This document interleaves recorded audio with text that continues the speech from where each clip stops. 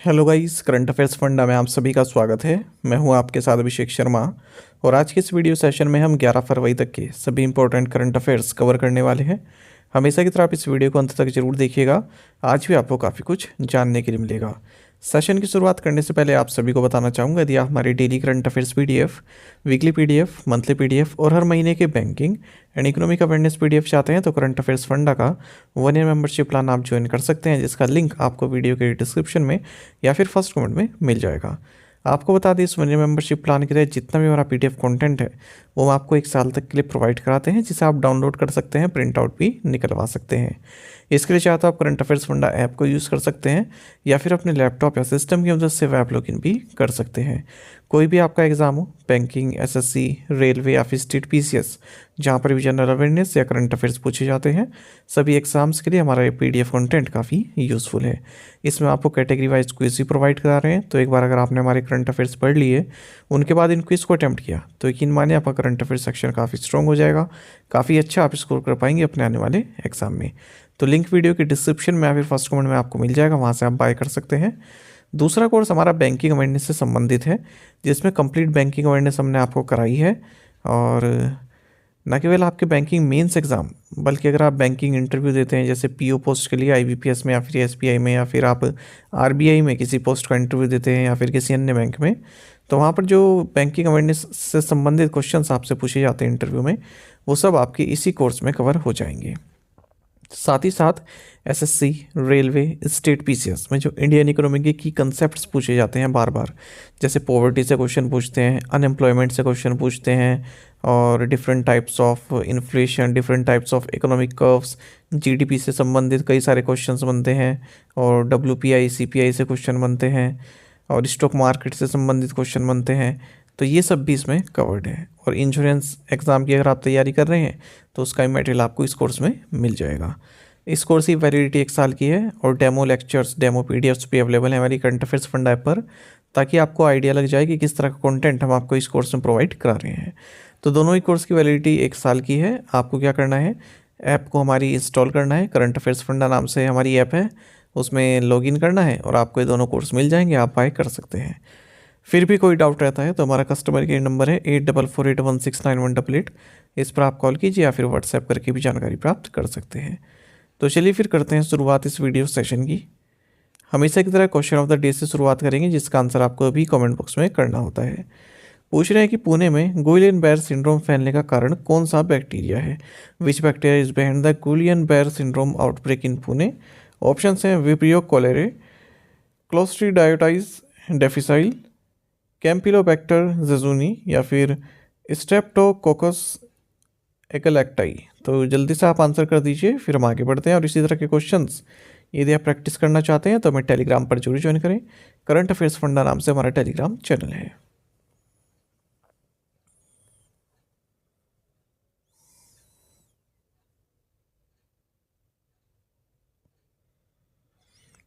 Where was the 38th Suraj Kund international crafts fair held.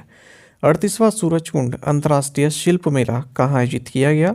Options आपके सामने हैं। सही आंसर ऑप्शन सी है, फरीदाबाद। देखिए, union minister for culture and tourism Gajendra Singh Shekhawat, इन्होंने 38th Suraj Kund international crafts fair को इनोग्रेट किया है फरीदाबाद, हरियाणा में। पहली बार 2 राज्य, उड़ीसा और मध्य प्रदेश, इस फेयर के लिए थीम स्टेट्स बनाए गए हैं। वहीं अगर हम पार्टनर नेशंस की बात करें तो बिम्स्टेक यानी कि bay of Bengal initiative for multi sectoral technical and economic cooperation में जो कंट्रीज आती हैं, उन्हें पार्टनर कंट्रीज या पार्टनर नेशंस बनाया गया है इस सूरजकुंड इंटरनेशनल क्राफ्ट्स फेयर के लिए।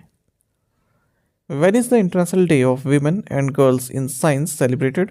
विज्ञान में महिलाओं और लड़कियों का अंतर्राष्ट्रीय दिवस कब मनाया जाता है। ऑप्शंस आपके सामने हैं। सही आंसर ऑप्शन डी है, 11 फरवरी। देखिए, international day of women and girls in science, ये यूनाइटेड नेशंस जनरल असेंबली द्वारा इस्टेब्लिश डे है। इसका मकसद है जो महिलाओं का पार्टिसिपेशन है स्टेम में, यानी कि साइंस, टेक्नोलॉजी, इंजीनियरिंग, मैथमेटिक्स में, उसको बढ़ावा देना। हर साल 11 फरवरी को ये डे मनाया जाता है। 2025 में इस डे का थीम रहेगा unpacking stem carriers, her voice in science. What is the new brand name of Zomato. Zomato का नया ब्रांड नेम क्या है। ऑप्शंस आपके सामने हैं, सही आंसर ऑप्शन सी है एटर्नल। जोमेटो जो कि एक लीडिंग फूड टेक कंपनी है, इन्होंने अपने आप को रिब्रांड किया है और अपना नाम रखा है एटर्नल, और बोर्ड ने भी इसको मंजूरी दे दी है। तो ये जो रीब्रांडिंग है दर्शाता है कि जोमेटो ना केवल फूड टेक कंपनी है बल्कि इसके भी बियॉन्ड ये अपना जो कार्य है उसको बढ़ाना चाहती है। बाकी आप जानते हैं ब्लिंकिट को इसने एक्वायर किया गया है, डिस्ट्रिक्ट ऐप है इसके पास, हाइपर प्योर भी इसने लॉन्च किया हुआ है। ठीक है, तो इन सबको ये आगे बढ़ाना चाहती है। जोमेटो के ग्रुप सीईओ और को-फाउंडर दीपिंदर गोयल हैं। In which category did Zepto become the world's second most downloaded mobile app? Zepto किस श्रेणी में दुनिया का दूसरा सबसे अधिक डाउनलोड किया जाने वाला मोबाइल ऐप बन गया है? सही आंसर ऑप्शन भी है फूड एंड ड्रिंक्स। तो Zepto जो कि इंडियन क्विक कॉमर्स स्टार्टअप है, ये वर्ल्ड का second most downloaded mobile app बन गया है मोबाइल्स में। किस कैटेगरी में? फूड्स एंड ड्रिंक्स कैटेगरी में। ऐसा कहा है सेंसर टावर के डेटा ने। मैकडोनल्ड्स जो कि यूएस फास्ट फूड चैन है, ये मोस्ट डाउनलोडेड है। दूसरे मतलब जेप्टो जो है ये तो दूसरे नंबर पर है, पहले नंबर पर कौन है? मैकडोनल्ड्स। कैलेंडर ईयर 24 की बात करें तो भारत 10 कंट्रीज़ में शामिल है जहाँ पर क्रिप्टो करेंसी सेशन सबसे ज़्यादा हुए हैं। तो क्रिप्टो करेंसी सेशंस भारत में 26% तक बढ़े हैं 2024 में, अगर हम पिछले साल की तुलना करें, और इस मामले में भारत 8वें नंबर पर है, पहले नंबर पर जर्मनी है। अगर हम रिटेल कैटेगरी की बात करें तो मीज़ो ये वर्ल्ड की 3rd मोस्ट डाउनलोडेड ऐप है। फ्लिपकार्ट 6th पोजीशन पर है और पहले नंबर पर शीन है, दूसरे नंबर पर टेमू है। वीडियो स्ट्रीमिंग की बात करें तो जियो सिनेमा ये 2nd मोस्ट डाउनलोडेड ऐप है यूएसए के नेटफ्लिक्स के बाद। वहीं अगर हम फाइनेंशियल सर्विसेज ऐप कैटेगरी की बात करें, 3 इंडियन कंपनीज टॉप 10 में है। फ़ोनपे नंबर 1 पर है और पेटीएम और बजाज फिनसर्व भी इस रैंकिंग में है। Where did India recently host the first BIMSTEC youth summit? Bharat ने हाल ही में प्रथम बिम्स्टेक युवा शिखर सम्मेलन की मेजबानी कहाँ की है? ऑप्शंस आपके सामने हैं, सही आंसर ऑप्शन बी है गांधीनगर गुजरात।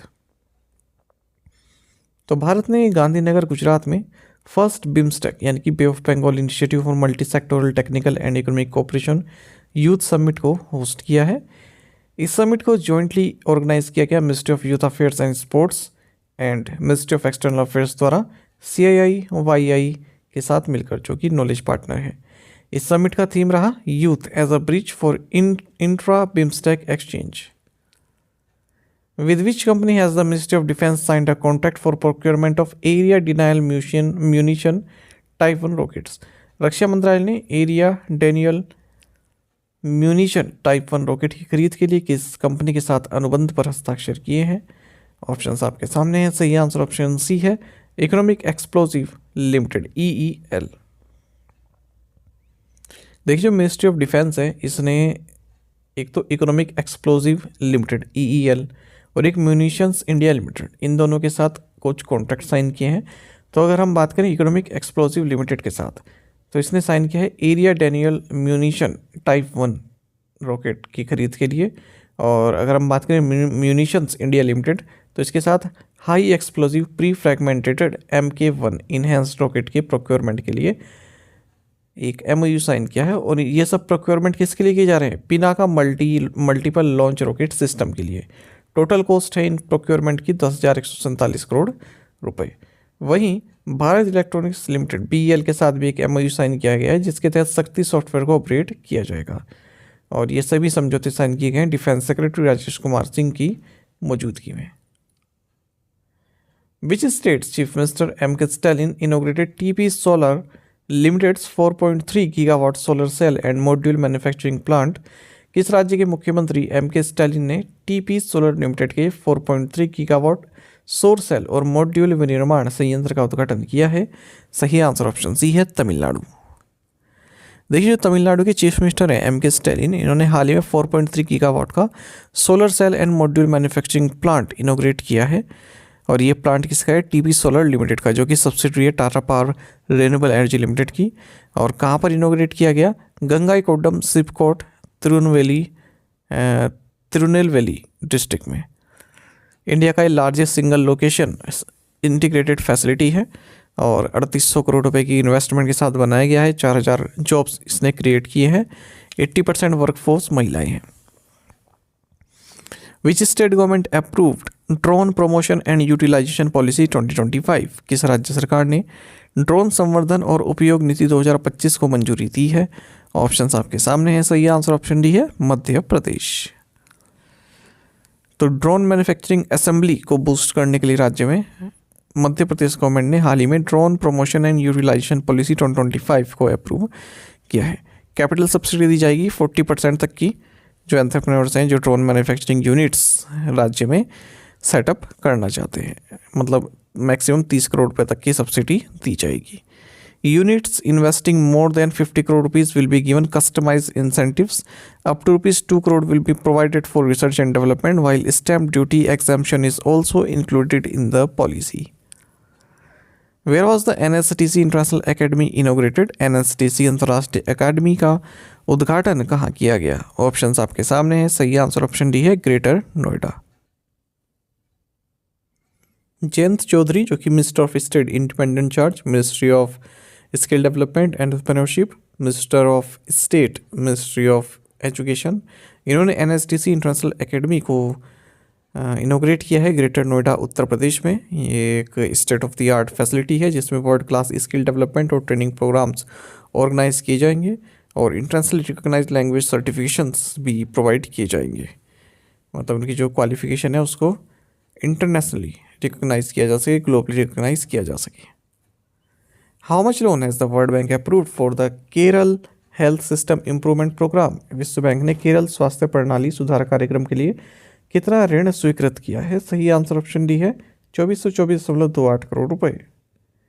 तो केरल गवर्नमेंट ने Kerala health system improvement programme को इम्प्लीमेंट करने की मंजूरी दे दी है और यहाँ पर 2424.28 करोड़ रुपए का लोन लिया है वर्ल्ड बैंक से। इसको प्रोग्राम फॉर रिजल्ट यानी कि P4R मॉडल के तहत इम्प्लीमेंट किया जाएगा। The programme is essentially meant for improving the life expectancy and quality of life of the people by helping them build a life free of preventable diseases, accidents, and premature deaths. All interventions under this program will be for the welfare of the poor. Which bank launched business startup current account and corporate startup current account? किस bank ने business startup चालू खाता और corporate startup चालू खाता launch किया? सही answer option D है साउथ इंडियन बैंक। देखिए private sector lender South Indian Bank ने 2 specialised startup current account products launch किए हैं। एक तो है SIB business startup current account, दूसरा SIB corporate startup current account. South Indian Bank के जो MD एंड CEO हैं ये PR शेषाद्री हैं। हेडक्वार्टर्स थ्रिसूर केरल में है। टैगलाइन है experience next generation banking. Which Indian bank has begun partner with to enable direct bill payments from Canada to India? Canada से भारत में सीधे बिल भुगतान को सक्षम करने के लिए बीकन ने किस भारतीय बैंक के साथ साझेदारी की है? सही आंसर ऑप्शन है यस बैंक। तो फाइनेंशियल सर्विसेज फर्म है बीकन। इसने भारत कनेक्ट, BBPS और यस बैंक के साथ मिलकर एक एडिशनल फीचर अपने ऑनलाइन प्लेटफॉर्म पर लॉन्च किया है जिसके जरिए जो यूज़र्स हैं वो डायरेक्ट बिल पेमेंट कर सकते हैं इंडिया में कैनेडियन डॉलर्स को यूज़ करके अपने बीकन मनी अकाउंट से। तो इंडिया बिल पे ये नाम है इस फीचर का जो इन्होंने अपने ऑनलाइन प्लेटफॉर्म पर ऐड किया है जो मिग्रेंट्स हैं कनाडा में उनके लिए। Tata Communications had decided to sell its subsidiary Tata Communications payment solution limited to which company? Tata Communications ने अपनी सहायक company Tata Communications payment solutions limited को किस कंपनी को बेचने का फैसला किया? सही आंसर ऑप्शन डी है ट्रांजैक्शन सॉल्यूशंस इंटरनेशनल। तो रिजर्व बैंक ऑफ इंडिया ने अपने आप अप्रूवल दे दिया है टाटा कम्युनिकेशंस को कि 100% स्टेक डाइवेस्ट कर सकता है अपनी subsidiary Tata Communications payment solutions limited में। किसे? ऑस्ट्रेलियन फिनटेक कंपनी फिंडी की जो इंडियन सब्सिडरी है ट्रांजैक्शन सॉल्यूशंस इंटरनेशनल, इसे। ये डील की वैल्यू है 330 करोड़ रुपए। अच्छा एक और न्यूज़ देख लेते हैं। शरण हेगड़े की फर्म है 1% क्लब, इसे सेबी से अप्रूवल मिल गया है। रजिस्टर्ड इन्वेस्टमेंट एडवाइज़र का लाइसेंस इन्हें प्राप्त हो गया है तो अपने क्लाइंट को इंडियन मार्केट में इन्वेस्टमेंट की फाइनेंशियल एडवाइस दे सकेंगे। In which state is North India's first 1 megawatt green hydrogen plant being established? उत्तर भारत का पहला 1 मेगावाट हरित हाइड्रोजन संयंत्र किस राज्य में स्थापित किया जा रहा है? सही आंसर ऑप्शन डी है हिमाचल प्रदेश।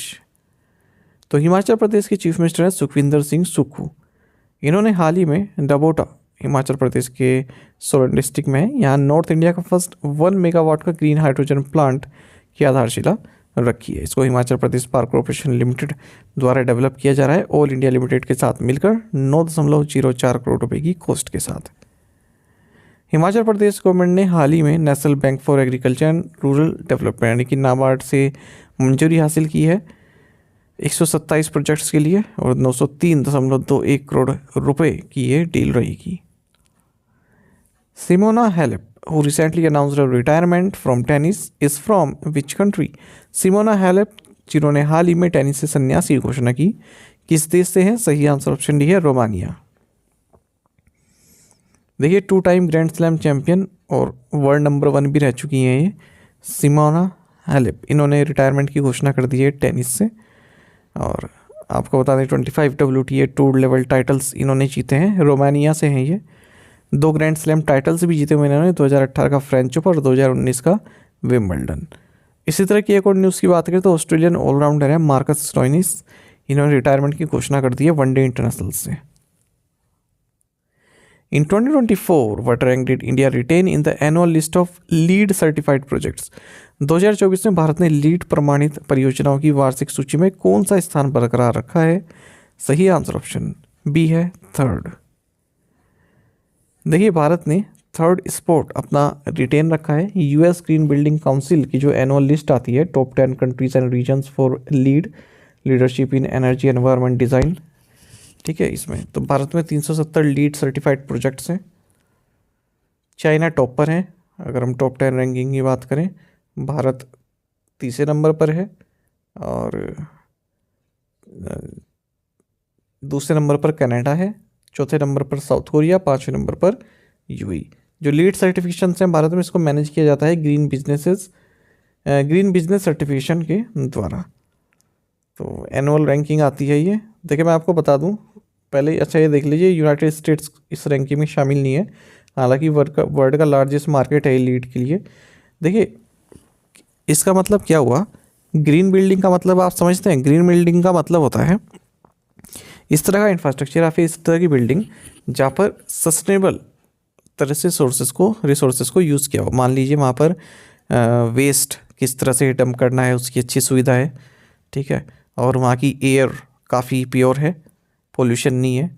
वहाँ पर आप जो रिन्यूएबल एनर्जी सोर्सेज हैं उनको यूज़ कर रहे हैं, जैसे सोलर लाइट को यूज़ कर रहे हैं और कई तरह की चीज़ हो सकती हैं। वहाँ पर पोल्यूशन कम है और इलेक्ट्रिसिटी कंजम्पशन काफ़ी तरीके से किया जा रहा है। मतलब ये नहीं कि स्ट्रीट लाइट दिन में भी खुल रही है। तो ये सभी जितनी भी चीज़ें होती है ना जहाँ पर मतलब आप सस्टेनेबल तरीके से रह रहे हैं उनको बोलते हैं ग्रीन बिल्डिंग। तो इस तरह के भारत में मतलब 370 प्रोजेक्ट्स हैं और इनको सर्टिफाई कौन करता है कि ये ग्रीन बिल्डिंग है? वो करता है leadership in energy and environmental design. United states से संबंधित है ये, ठीक है। तो जैसे किसी बिल्डिंग को लीड सर्टिफिकेट मिल गया तो उसके रेट बढ़ जाएंगे क्योंकि रहने के लिए काफ़ी अच्छी जगह है, वो सस्टेन आप कर सकते हैं वहाँ पर लंबे समय तक के लिए। तो आई होप आप समझ गए होंगे क्या मतलब है। टू द पॉइंट क्वेश्चन उनके आंसर्स देख लेते हैं। Where is cape hound chele? Where is Bankapur wolf sanctuary Karnataka? Greenland the world's largest island is currently an autonomous territory of which country? Denmark. The IRCTC यानी कि Indian railway catering and tourism corporation website is built and maintained by which firm? Centre for railway information system. Which missiles are a class of advanced weaponry that travel at speeds greater than Mach 5 or more than 5 times the speed of sound? Answer is hypersonic missiles. आप में से कई students ने बिल्कुल सही answer किया है, इसी तरह से पार्टिसिपेट करते रहिए। चलिए आज के 7 क्वेश्चंस देख लेते हैं, इनका आंसर आपको अभी करना है कमेंट बॉक्स में। Denali is the highest peak of which continent? BJP is back in power in Delhi after how many years? Who took oath as the 48th Chief Justice of the Bombay High Court? Department of Government Efficiency is related to which country? Which country launch Soyuz 2.1 rocket carrying 2 आइनोस्फेरा M satellites. In 5 questions के answer आपको comment box में देने हैं। यदि एक question का answer भी आपको आता है तो अभी आप हमें कमेंट बॉक्स में बताइएगा। ज़्यादा से ज़्यादा संख्या में पार्टिसिपेट करने की आप कोशिश किया कीजिए। साथ ही में टेलीग्राम पर जरूर ज्वाइन करें। करंट अफेयर्स फंडा नाम से हमारा टेलीग्राम चैनल है। Thank you guys.